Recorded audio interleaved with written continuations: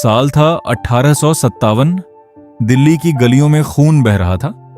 लाल किले की दीवारें कांप रही थीं और एक बूढ़ा बादशाह अपने ही महल में बैठा था, बेबस, लाचार, यह जानते हुए कि उसकी सल्तनत के आखिरी लम्हे आ चुके हैं। यह कहानी सिर्फ एक बादशाह की नहीं है, यह कहानी है उस पूरी तहजीब की जो एक झटके में मिट्टी में मिल गई। यह कहानी है 300 साल पुरानी उस मुगल सल्तनत की जिसका सूरज हमेशा के लिए डूब गया।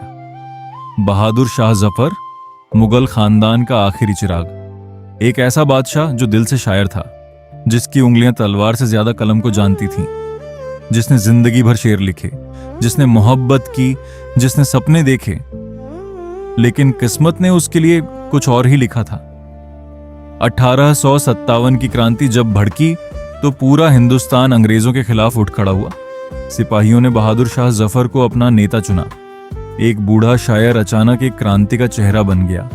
उसकी उम्र थी 82 साल, उसके हाथ कांपते थे, लेकिन उसके नाम में अभी भी वो ताकत थी जो लाखों दिलों को जोड़ सकती थी। लेकिन यह क्रांति ज्यादा दिन नहीं चली। अंग्रेजों ने दिल्ली पर फिर से कब्जा कर लिया। लाल किले पर यूनियन जैक लहराने लगा और बहादुर शाह जफर को गिरफ्तार कर लिया गया। गिरफ्तारी के वक्त उनके 2 बेटों को अंग्रेज अफसर हडसन ने गोली मार दी। उनके सिर काटकर बहादुर शाह जफर के सामने रख दिए गए। एक बाप ने अपने बेटों के कटे हुए सिर देखे, उस दर्द का कोई नाम नहीं था, फिर भी वो टूटे नहीं। उन्होंने कहा, मुझे फख्र है कि मेरे बेटे हिंदुस्तानी की तरह लड़े और मरे। मुकदमा चला। फैसला पहले से तय था। बहादुर शाह जफर को सजा मिली, रंगून में जलावतनी, हमेशा के लिए। वो हिंदुस्तान छोड़कर गए, जिस जमीन से उनका खून जुड़ा था, जिस मिट्टी में उनके बाप दादा दफन थे। उस जमीन को उन्होंने आखिरी बार देखा और आंखें बंद कर ली।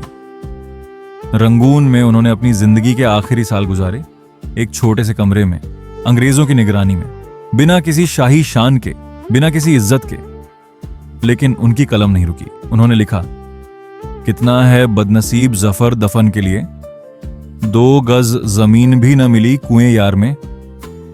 यह शेर उन्होंने खुद अपने लिए लिखा था और यह सच हो गया। 1862 में बहादुर शाह जफर रंगून में चल बसे। उन्हें वहीं दफन कर दिया गया।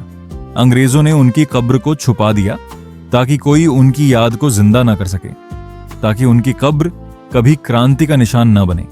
एक बादशाह जिसके पुरखों ने ताजमहल बनवाया, जिसके पुरखों ने लाल किला बनवाया, जिसके खानदान ने 300 साल हिंदुस्तान पर हुकूमत की, वो अपनी ही जमीन पर दफन नहीं हो सका। यही है इतिहास की सबसे बड़ी त्रासदी। यही है उस मुगल सल्तनत का अंत जो कभी दुनिया की सबसे ताकतवर सल्तनतों में से एक थी। बहादुर शाह जफर आज भी रंगून में दफन है, आज के म्यांमार में, अपनी मातृभूमि से हजारों मील दूर। उनकी आत्मा आज भी शायद उस 2 गज जमीन को ढूंढ रही है जो उन्हें कभी नहीं मिली।